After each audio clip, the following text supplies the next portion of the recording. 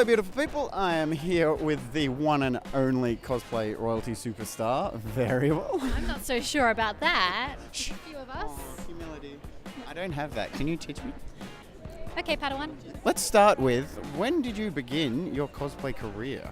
Because we all know if that memory exists. Oh my god, I don't even know if I can call it a career, because this is one of those things that you work really hard to pour a lot of money into, especially in Australia, because cosplay is still a growing community over here. It's still a lot smaller than it is overseas.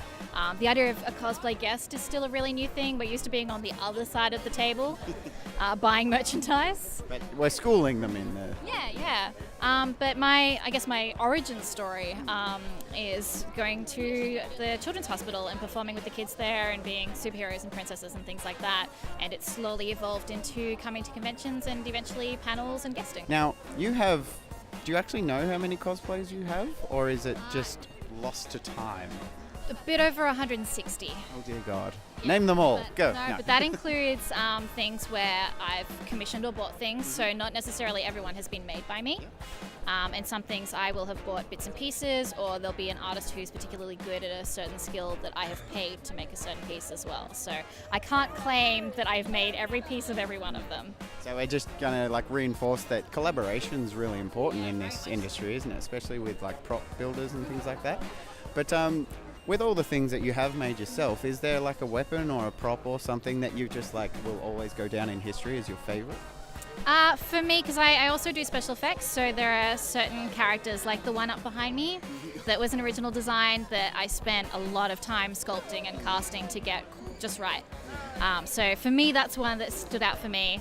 But there are always ones that stand out for other people. Earlier this year, I did a gender-bent version of Heavy from Team Fortress 2. Oh, yes. And I made Sasha and had this enormous gun that I was carrying around that was as long as I am tall. So I think that one a lot of people are going to remember as well. As any good gun should be. It was interesting to carry that around a con.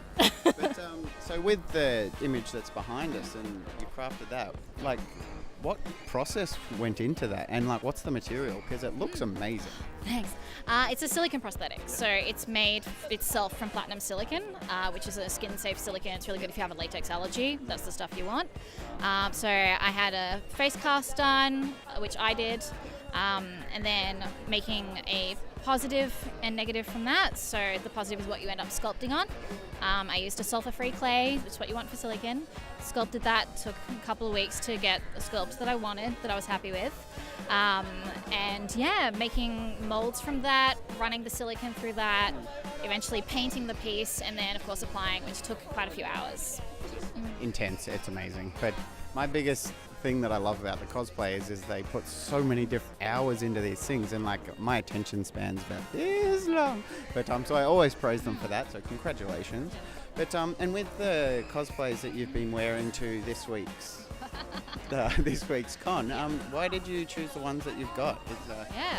So yesterday I was Eevee from Pokemon, but I was a redesign from the Goddess series by Little Paper Forest. Mm-hmm. So they're these beautiful high fashion designs with hoods and draping dresses, and it's quite an elaborate costume. I had full sclera lenses in and things like that.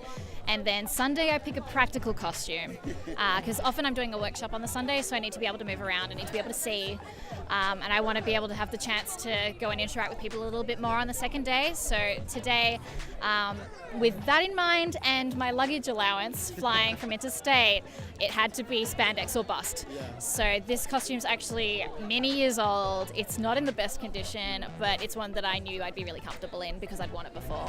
And so your Eevee yesterday, that hood had to be quite warm, because we're in Brisbane, mind you. Does where you're going, does that influence what cosplays you're going to wear? Yeah, very much. And not just because of climate and things like that, but also if I know the venue, I can plan for the venue. If I know that it's somewhere where I'm going to be going up and down stairs, I might not want to wear big heels.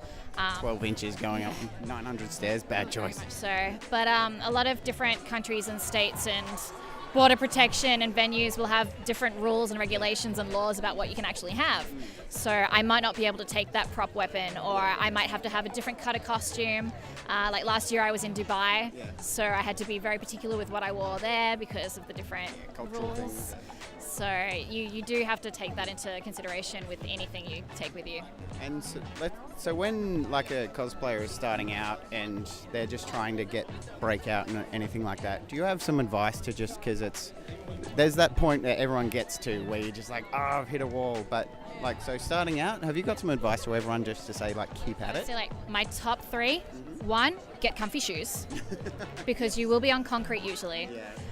2, pick a character you love, because even if things go horribly wrong or if it falls apart on the day, you've still been your favorite character, you've been your hero, and that's a really cool thing, and you will still love it because it's something that's really special to you. And 3 would be, even if you fail, that's okay, because we all started somewhere, we all had to learn, we all had to make mistakes to improve, and those mistakes are usually what you learn from. So don't be disheartened if things don't quite go your way. Do you remember your first cosplay? It was either Tinkerbell or Lara Croft. It was one of those two. They were both characters that I was slightly hooked on when I was a bit younger, and that I wanted to be. So they were the 2 that I began with, but I don't remember exactly which one was first. There you go. There's the passion. You're just like, I want to be this character. So it's amazing. But is there one that you haven't quite done yet that you're just looking forward to? I have 2. So one is Samus, her Variable armor from Metroid. I have already been working on that for about 5 years now, and I keep getting unhappy with it and destroying it and starting over. And then my dream cosplay, the one that's like my top tier, if I had any amount of money and time to pour into it, would be the Xenomorph Queen from Aliens. Oh my. It's my jam. Yeah. Anyway, thank you very much for your time. That's all we'll take from you. But you're very impressive. Thank you so much for coming, and everyone will appreciate the advice you've given. But, we'll see you another time.